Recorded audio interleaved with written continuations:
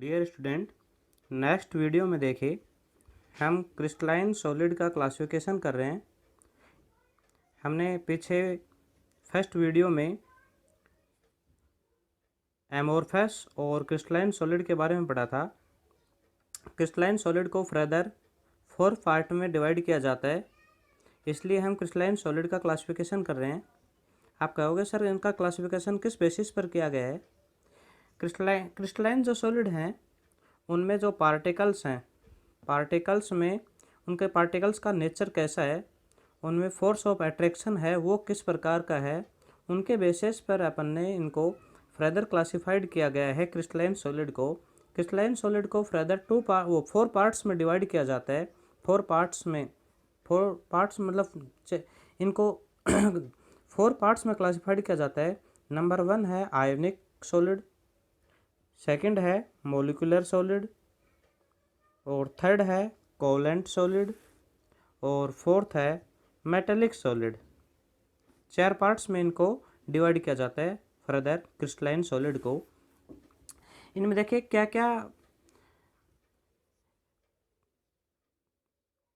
Points के बारे में अपन इनका स्टडी करेंगे।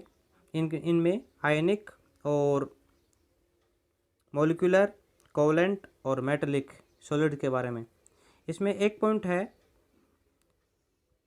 कॉन्स्टिट्यूएंट पार्टिकल, कि इनमें पार्टिकल्स कैसे होंगे, और नेचर ऑफ फोर्स, कि इनका फोर्स है उनका नेचर कैसा होगा, अट्रैक्शन ऑफ फोर्स जिसको अपन बोलते हैं वो कैसा होगा इनमें।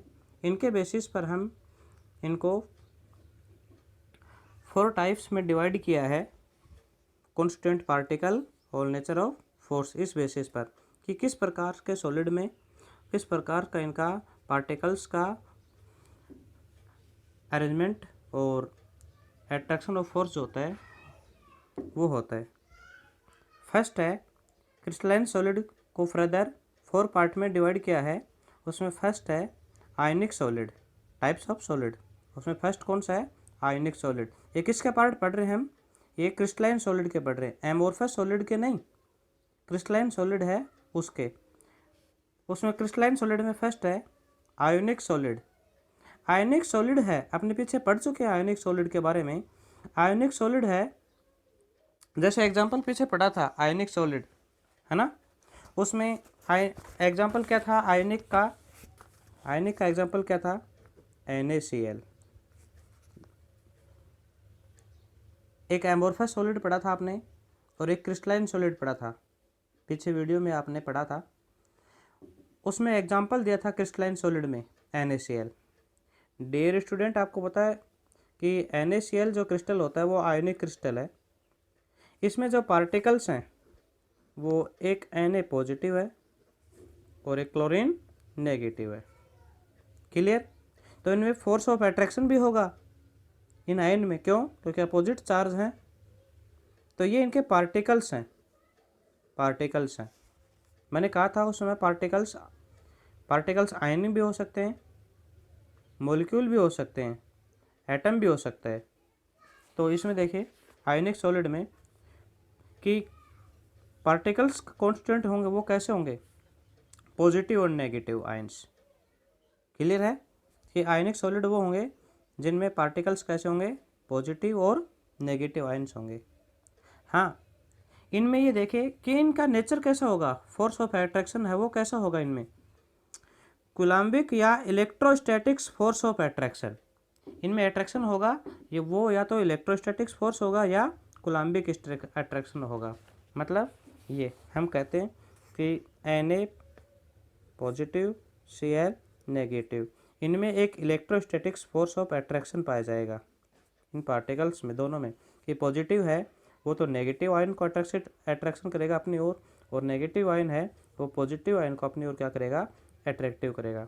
इसलिए अपन क्या बोलते हैं इनको? ये हैं होते हैं स्थिर होते हैं। ये क्या होते हैं? स्थिर।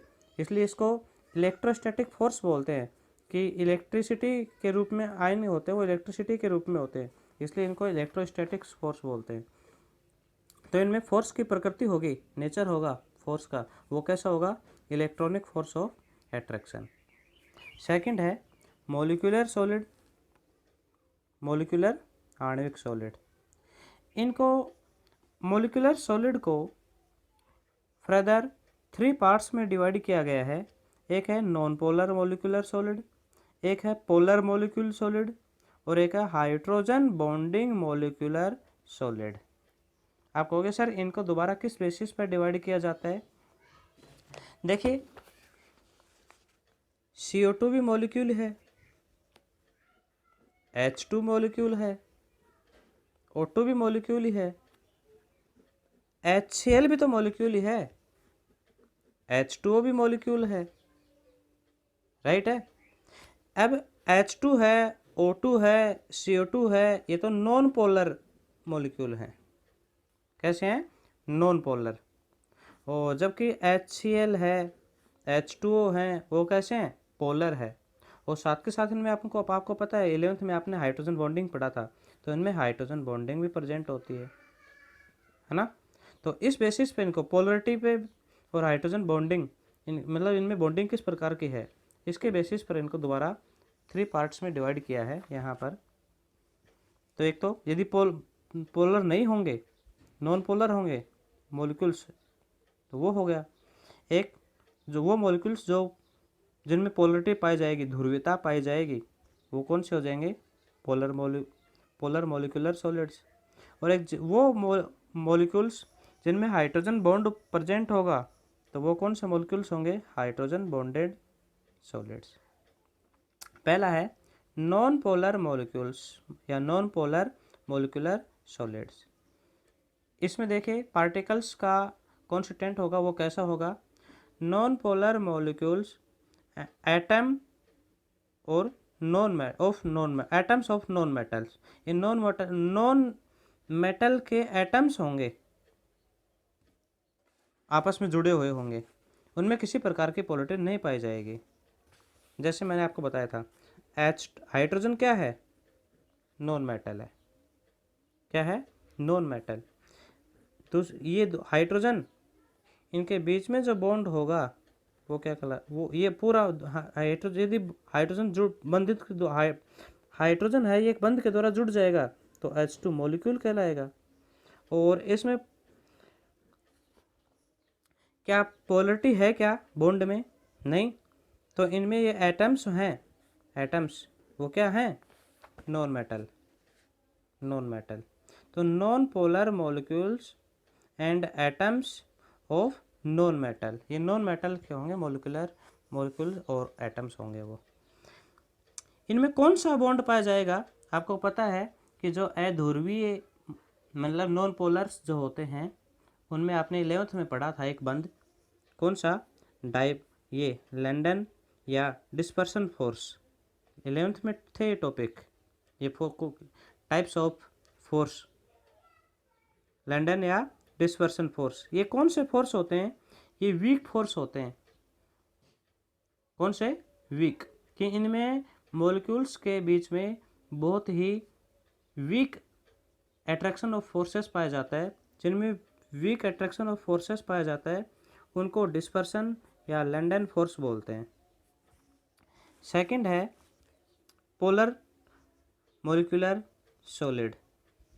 एज ए टॉपिक्स के रूप में ही आपको पता चल रहा है कि इसमें जो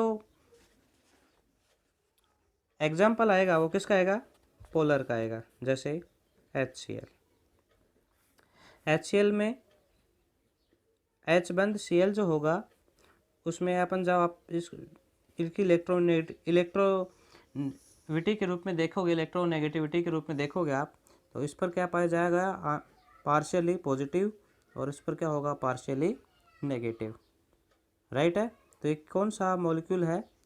पोलर। तो ये हो गया। इसमें ये कॉन्स्टिट्यूएंट ऑफ पार्टिकल्स होंगे वो कैसे होंगे? पोलर मोलिकुलर होंगे, मॉलिक्यूल्स पोलर होंगे वो। हाँ, इसमें अट्रैक्शन जो होगा, ऊपर देखो मेन पॉइंट क्या है? Nature of forces. तो इसमें फोर्स का जो नेचर होगा वो कैसा होगा? आप बताइए ना। एग्जांपल अभी बताया था मैंने आपको, HCl H+ और Cl- पॉजिटिव नेगेटिव में है ना, तो डाइपोल नहीं हो गया क्या? एक पोल तो ये हो गया पॉजिटिव और एक पोल ये हो गया नेगेटिव, कितने पोल हो गए 2, तो डाइपोल अट्रैक्शन हो जाएगा ना इनमें। तो यहाँ पर फोर्स कैसा होगा देखो, डाइपोल डाइपोल इंट्रैक्शन, कैसा इंट्रैक्शन होगा, डाइपोल डाइपोल इंट्रैक्शन। अगला है, नेक्स्ट है हाइड्रोजन बॉन्डेड सॉलिड्स। इसमें वे एटम्स आएंगे, उनके बीच में बॉन्ड होगा जो हाइड्रोजन बॉन्ड बनाने की क्या रखते हो, क्षमता रखते हो। Molecules containing hydrogen and small size highly electronegativity atom. Highly electronegative वाले एटम कौन है, नाइट्रोजन, ऑक्सीजन, फ्लोरीन। भूल जाओ तो फोन को याद रख लिया करो, FON, फॉर्मूला याद हो गया, फोन FON। ये एटम हो और इनके साथ में हाइड्रोजन हो, तो उनमें हाइड्रोजन बॉन्ड होगा। मैंने एग्जांपल बताया था आपको, H2O में हाइड्रोजन बॉन्ड प्रेजेंट होता है। हाइड्रोजन बॉन्ड क्या होता है, दो हाईली इलेक्ट्रोनेगेटिव वाले एटम्स और उनसे अटैच हो हाइड्रोजन, तो वो क्या, उनमें एक इलेक्ट्रोस्टैटिक फोर्स के कारण बॉन्ड बनेगा, उस बॉन्ड को हाइड्रोजन बॉन्ड नाम दिया जाता है। जैसे मैं जल को यूं रिप्रेजेंट कर रहा हूँ, जल के मॉलिक्यूल्स को यूं रिप्रेजेंट कर रहा हूँ मैं। इसमें हाईली इलेक्ट्रोनेगेटिव वाले दो एटम हो गए, ऑक्सीजन ऑक्सीजन, इनके बीच में कौन आ गया, हाइड्रोजन। क्योंकि हाइड्रोजन पर क्या होता है, पार्शियली पॉजिटिव चार्ज, और इस पर क्या होगा, पार्शियली नेगेटिव। इसमें क्या होगा, अट्रैक्शन, दोनों में पॉजिटिव नेगेटिव में अट्रैक्शन। ये अट्रैक्शन ही इसको इस अट्रैक्शन को एक बॉन्ड नाम दिया जा रहा है केमिस्ट्री में। कौन सा bond, H bond, hydrogen bonding नाम दिया जा रहा है इसको। ऐसे ही दो हाईली इलेक्ट्रोनेगेटिव वाले एटम और उनके बीच में जो बॉन्ड बन रहा है वो हाइड्रोजन बॉन्ड। क्लियर। तो हाइड्रोजन बॉन्ड किस में होगा, दो हाईली इलेक्ट्रोनेगेटिव वाले एटम्स होंगे उनके बीच में होगा। तो हाइड्रोजन बॉन्ड वाले में मॉलिक्यूल कंटेनिंग, वो मॉलिक्यूल जो कंटेन करते हैं, धारण करते हैं हाइड्रोजन और small size highly electronegative atom, कि छोटे साइज वाले जो अधिक इलेक्ट्रोनेगेटिव वाले जो एटम्स होते हैं, जैसे नाइट्रोजन, ऑक्सीजन, फ्लोरीन, उनमें हाइड्रोजन बॉन्ड हो प्रेजेंट होगा।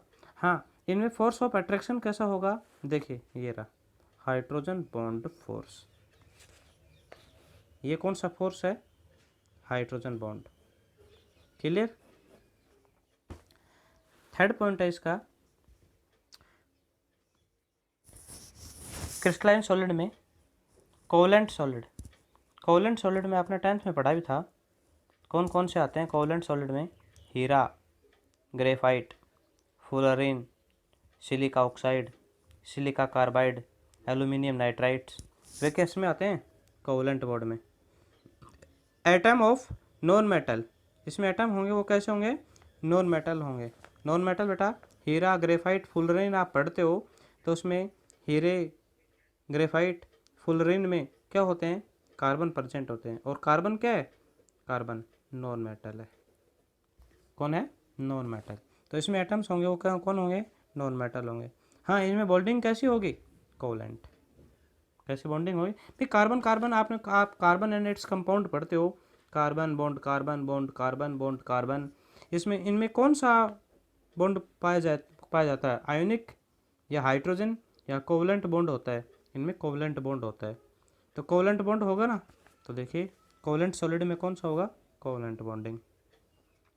नेक्स्ट है मेटेलिक सॉलिड। मेटेलिक सॉलिड, इसमें मेटल्स में कौन कौन से आएंगे, जैसे कॉपर है, सिल्वर है, गोल्ड है, एल्यूमिनियम है, ये मेटेलिक सॉलिड में आएंगे। ओके, तो इसमें एटम्स होंगे वो कौन होंगे, मेटल होंगे। Positive metal ion of free electrons, इनमें इलेक्ट्रॉन्स होंगे वो फ्री होंगे। और बॉन्डिंग कैसा होगा, मेटेलिक बॉन्ड होगा। ओके।